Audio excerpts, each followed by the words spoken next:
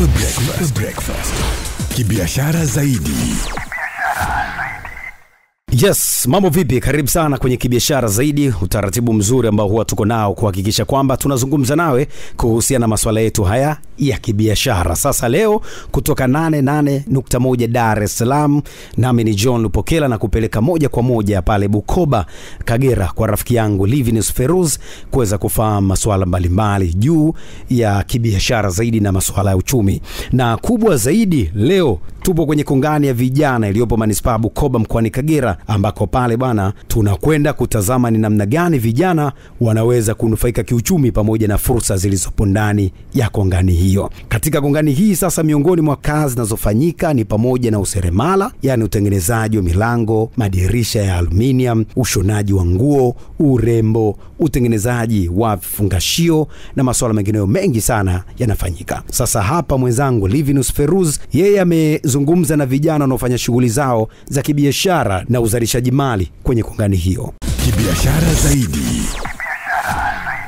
Kuwepo kwa kongani ya vijana imetusaidia kwa namna moja au nyingine, maana kuna changamoto ya sehemu za kufanyia kazi. Unakuwa kwenye eneo la mtu, anakuambia sasa nataka eneo langu kulitumia, naangaika kwenda sehemu nyingine. Kwa hiyo baada ya kupata hiyo kongani ya vijana, tumeona ni sehemu sahihi na kuweza kufanya kazi ambayo tunapata na kuendeleza kwenye maisha yetu. Tangu mwingie kwenye kongani, kuna tofauti gani ikilinganishwa na kabla amjao kwenye kongani? Tofauti iliyopo, tofauti ni kubwa kwa sababu tunajitahidi, tunapata kazi, tunafanya kwa uhuru, hatusumbuliwe na mtu yeyote, labda changamoto za kawaida, lakini kikubwa zaidi tumepata unafuu kupitia kongani ya vijana baada ya kuingia huko. Lipo kundi kubwa la vijana wapo mtaani ambao pengine hawajui nini wafanye. Nini unachoweza kuwashauri? Mimi cha kuwashauri wawasiliane na uongozi wa kongani. Uongozi upo, waje kongani, kila mtu aingie kwenye fanya anayohitaji. Wanafunzi tunawahitaji. Kuna watoto wako mtaani wamemaliza shule primary, secondary, lakini mpaka muda hamna kazi ya kufanya. Kwa hiyo na washauri wangekuja huko kongani, kwa sababu kuingia kongani ni bure. Cha msingi ni kuzingatia kuja na vitambulisho, kama mtu ana kitambulisho cha NIDA, kujiunga na kikundi anachokihitaji. Kama anataka kuchomelea, anaona viongozi wa kuchomelea ambao ni wapambanaji grupu, nataka useremala, nataka aluminium, yani vitengo vipo mbalimbali. Kwa hiyo ningewashauri vijana ambao wanasumbuka mtaani wapate unafuu, waje kongani, wajiunge na kongani, wapate ujuzi ili baadaye waweze kujiendeleza kwenye maisha yao. Kwanza vijana kama vijana, mtu akiwa anajitafuta, shida kubwa inakuja kwenye mtaji. Kwa hiyo mtaji ukiwa nao unawaza sasa hivi tayari mtaji nimepata, kodi nitapata wapi ya eneo, ya pango. Kwa hiyo kongani imetusaidia sana vijana, hususan kwenye swala la kodi, ambapo mtu unaweza kufanya kitu kwa uhuru. Unajua ukifanya kazi huku unasumbuliwa, mara kodi ya nyumba imefika na wakati umeanzisha kitu na bado hakijajitangaza vizuri. Kwa hiyo kongani kwa kweli tunashukuru sana, kwanza alileta wazo la kutengeneza kongani hii, kwa sababu vijana tuko huru na tumeweza kupata njia na mwongozo mzuri wa kuweza kujitafutia kipato sisi wenyewe. Na kitu ninachowashauri, kwanza inabidi uwe na wazo, ujue unakuja kufanya jambo gani. Alafu kisha kuwa na wazo, usikae nalo wewe mwenyewe, kwa maana inabidi ulifikishe mahala husika, kwa sababu uzuri serikali imeturahisishia, kuna vikundi, kuna 10% zinazotolewa na manispaa. Vijana wenyewe wajikusanye, wakishajikusanya waweze kufika katika manispaa na kuelezea wazo lao ili waweze kuwezeshwa. Kwa maana kisha wezeshwa, tunaweza kama kongani hii wanaweza wakaja, hata wakaja na sisi tunaweza tofauti, kwa sababu kama humu kongani kila mtu ana kitu chake anachokifanya, kila kundi lina mradi wake unaoendeleza.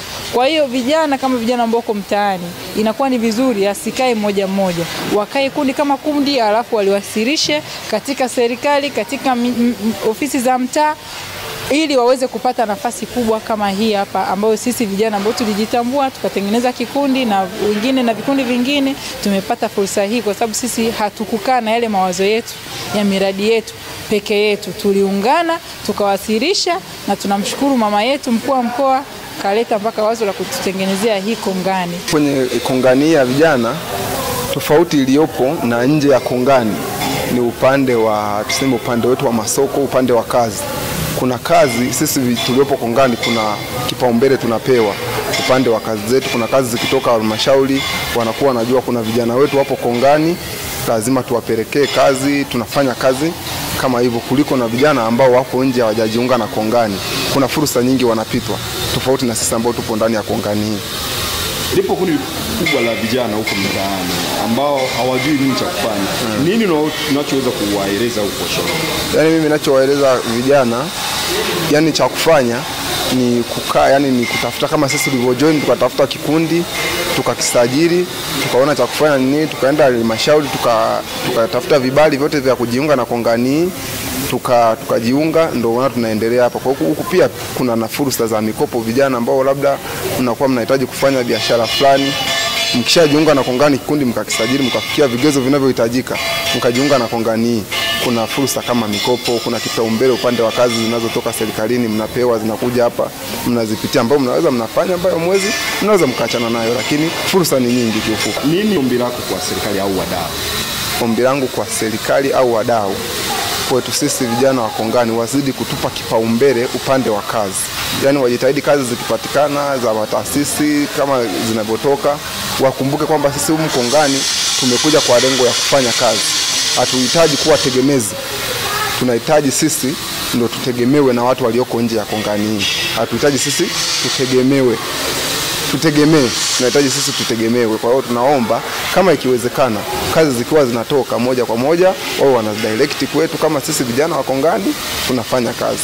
Kabla ya kuwepo kwa kongani hii tulikuwa mitaani, tuna gereji za mitaani. Na sana sana tulikuwa tunasumbulia sana kwa uchafuzi wa mazingira na nini. Halafu pengine na vijana walikuwa mitaani lakini hawana uwezo wa kuingia kwenye ile gereji kupata kazi. Kijana kupata mzani na kijana yuko mtaani mpaka atafute karo alipie ili tuweze kumpokea kufanya naye kazi. Hiyo ndo tofauti iliyopo, lakini tulipoingia umkongani ikabidi fursa iliyopo kwa vijana ambao walikuwa tuko nje wanalipia ile ada, humu tunaoingiza bure. Hawalipi karo yoyote, tunawapokea, tunawafundisha kazi bure. Ndio maana ya kongani kuwepo. Mimi nawaomba, kwa ushauri wangu nawaomba kijana yoyote yule ambaye anapenda kutafuta kazi sana sana ya upande wa gereji aje hapa kongani, tutampokea, na tutakuwa na malipo, na tutamuomba vitendea kazi, atavitukuta gereji, tumfundishe kazi ili aweze kujikimu. Na ninawashauri na wazazi ambao wana vijana wao wamemaliza shule wako mtaani ana sehemu ya kumpeleka, fursa iko kongani, amlete gereji au kengeni, sehemu yoyote ile mradi iwe sehemu ya kongani, tutampokea, atafanya kazi, hatutamlipisha hela yoyote ile. Kwa upande ambao tuko kongani kimetusaidia sana, kwa sababu kipindi tuko nje ya kongani ilikuwa baadhi ya kazi za kiserikali ambazo ni kazi kubwa tulikuwa tuzipati, lakini baada ya kuwa kongani sasa hivi tunapata tenda kubwa. Kama unavyoona hapo, unaona tuna hata ambao tumepewa ahadi ya kuja kutengeneza madawati zaidi ya 200. Na mbali na hapo, kipindi bado tupo nje ya kongani ilikuwa ni shughuli tunazipata ndio, lakini bei ya thamani zake ilikuwa iko chini kutokana na hali ya mazingira. Lakini baada ya uwepo hapa kongani na bei ya bidhaa zetu zimepanda. Zimepanda kwa sababu gani? Kwa sababu licha ya kuwa kongani tumeweza kupata pia nyenzo rahisi ambazo zinafanya tufanye kazi za wateja kwa wakati, ambavyo kulinganisha na nyuma ulivyokuwa ukichelewa inaonekana mafundi seremala sisi sio waaminifu, tunatumia katika mambo mengine, mara unatumia kwa kazi au afu unamaliza kwa kazi ya mwingine. Lakini uwepo hapa kongani na nyenzo kuwa rahisi, tunafanya kazi kwa muda na kadri mteja jinsi anavyohitaji. Cha kuambia serikali, kwanza nishukuru sana, maana nahisi hii kongani imekuwa ni kama mboni sasa ya jicho katika jamii nyingine. Na ukiangalia hii kongani ni kiota tamizi ambacho mtu yani tuseme kama ni kuku au ni kiota cha ndege, anahatamia, akishahatamia akamaliza, inafika hatua anaruhusu watoto wake. Hivyo basi kama serikali tu niombe wafungue hata kongani sehemu nyingine, itapunguza vijana kukosa ajira kwa ukubwa sana na kwa haraka, kwa sababu ninaoliona tatizo ndani ya jamii kwa vijana ni kutochangamkia fursa. Vijana walio wengi anataka fursa mkute pale alipo, lakini ikiwa unatembea unatafuta fursa zipo. Kibiashara zaidi. Baada ya kuwasikiliza vijana hao, sasa hebu tupate kusikia neno kutoka kwa mwenyekiti wa kongani hiyo kuhusu fursa zilizopo, ambaye pia yeye bana anatuelekeza kuhusu uwezo wa kongani hii katika kuwahudumia vijana. Kibiashara zaidi. Kwa mpaka sasa hivi vijana waliopo ni vijana kama 100 hivi ambao wapo mpaka sasa hivi. Idadi iliyomo humu ni ndogo sana. Yaani tofauti na jinsi ambao serikali ilikuwa inategemea au matarajio, imekuwa ni ndogo sana. Uitikio wa vijana ni mdogo sana. Kwa hasa kwa mkoa wa Kagera tumeona uitikio wa vijana hasa katika issue ya kujitambua. Ni nini wanataka? Inaonekana kama vijana hawana malengo hivi. Kwa sababu ukishakuwa na malengo, unajua ni mahali sahihi wapi pa kwenda kutafuta kufanikisha malengo yako. Kwa hiyo sasa hii idadi kuwa ndogo inasababishwa na vijana wenyewe kutokuwa na utayari wa kufuatilia mambo ambao wanachukulia kama mambo madogo. Mimi ni mwenyekiti wa kongani ya vijana, pia ni mwenyekiti wa kikundi cha Tuinuane Kashenye Kashai. Sijawahi kusikia au kuona kijana hata mmoja anakuja hapa anauliza hivi kongani inahusiana na nini? Au inaweza nikaingiaje kongani? Kwa hiyo sasa ukifuatilia zaidi unagundua kwamba tatizo kubwa lipo kwa vijana wenyewe. Vijana hasa wa mkoa wa Kagera kwa kweli tuna tatizo la kutofuatilia mambo. Na usipokuwa mfuatiliaji mzuri au usipowajibika unatafuta mtu wa kumlaumu. Kwa hiyo lawama zote zinaangushwa kwa serikali. Serikali kwamba haiajiri vijana ifanye nini? Lakini sasa ukiangalia kwa mfumo uliopo sasa hivi kwa nchi yetu jinsi ilivyo kubwa, vijana wote hawezi wakaajiriwa. Kijana wewe kama unajitambua, inapaswa uchukue hatua. Kijana chukua hatua, na hatua moja wapo unaweza kuchukua ni kuona fursa na kuiendea. Kama unajua au hujui, kutokujua kitu sio sababu ya wewe mwenyewe kusema kulaumu serikali. Inabidi ufuatilie, ujue kongani ni nini, je imetengenezwa kwa malengo gani, je mimi naweza nikanufaika vipi na kongani. Tukitoa mfano kidogo, hata tunapoenda msibani, kuna watu wanachukua ule msiba kama fursa. Unaenda wengine wanalia, wengine wanauza maji, wengine wanauza pombe, wengine wanauza hivi. Sasa kijana, kama unashindwa kutambua wewe, utabaki siku zote unailaumu serikali hajafanya kitu, serikali hajafanya kitu. Ukisha kuwepo kongani kwamba unatambulika ni mali salama, kwamba kuna usimamizi mkubwa wa serikali. Kwa hata yule mteja mwenyewe anayekuja pale kongani anajua kwamba pesa yangu unapoileta ni mahali salama. Kwa sababu ukishakuja kongani kuna utaratibu, kuna viongozi, kuna nini. Kwa hata kama mteja analeta kitu chake chochote kongani anajua kwamba ni mahali salama. Tofauti ya kuwepo mtaani na hapa kongani, hiyo ni ya kwanza. Issue ya pili ni kwamba hapa mtu akija kutengeneza geti ataona pia na kitanda, ataona pia na mlango. Mwingine atakuja kwa ajili ya kuosha gari lake, lakini kuna saluni hapa. Mtu anaenda muda huo anasubiri gari liosha, anaweza akaenda kule kama ni mwanadada na nini, anapata huduma nyingine. Msikie, kongani kuna mazingira rafiki ambayo haya yametengenezwa na wataalamu wetu wa serikali kupitia kushirikisha na sisi vijana wenyewe. Kwa hiyo kongani si kusema kwamba ni mahali salama tu, ila pia ni mahali pa uhakika kwa ajili ya kufanya nini, vijana kufanya kazi. Mfano mwingine, hapa serikali sisi tumepata sauti ya pamoja kuiambia serikali tunaomba kazi, hatuna kazi. Kwa hiyo tuna uwezo wa kusema kama vijana kwa sauti moja, kwa sababu tuna uongozi, tuna nini. Nasema serikali sasa itupe sababu kwa nini haitupi kazi wakati vijana tuko kwenye eneo salama, tuko pamoja.